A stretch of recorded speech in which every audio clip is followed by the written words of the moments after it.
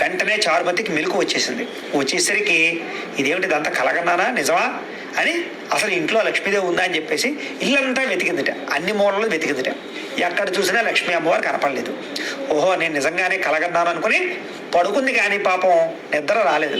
సరే పొద్దునే లేచింది. లేచాక తనకు వచ్చినటువంటి కళని అత్తగారికి, మామగారికి, భర్తకి అందరికీ చెప్తే వాళ్ళు కూడా చాలా సంతోషించి, అమ్మ చాలా మంచి కళ వచ్చింది, అందులో తెల్లవారుజామున వచ్చిందంటున్నావు, తెల్లవారుజామున వచ్చే కళలు నిజమవుతాయి, అది కాకపోయినా అమ్మవారిని కల్లో కనపడింది అంటే కనుక ఇది ఆషామాషి విషయం కాదు, ఖచ్చితంగా నువ్వు ఈ యొక్క శ్రావణ మాసంలో పౌర్ణమికి ముందుగా వచ్చే శుక్రవారం రోజున వరలక్ష్మి వ్రతము చెయ్యి అని చెప్పేసి అత్తగారు, మామగారు, భర్త అందరూ కూడా చక్కగా అనుమతిచ్చారట. సరే ఎప్పుడు ఈ శ్రావణ మాసం వస్తుందా, ఎప్పుడు ఈ వరలక్ష్మి వ్రతం చేద్దామని ఎదురు చూస్తూ ఉండేది. అంతేకాదు ఈ చారుమతి ఇంటి ఇరుగు పొరుగు వాళ్ళందరికీ, చుట్టుపక్కల వాళ్ళు కూడా తనకు వచ్చిన కళ వృత్తాంతం అంతా చెప్పిందిట. వాళ్ళు కూడా దరిద్రంతో అనుభవిస్తూ ఉన్న వాళ్ళే. అయితే ఎప్పుడు ఈ శ్రావణ మాసం వస్తుందా అని ఎదురు చూశారు. సరే మొత్తం ఎలాగైతేనే వాళ్ళు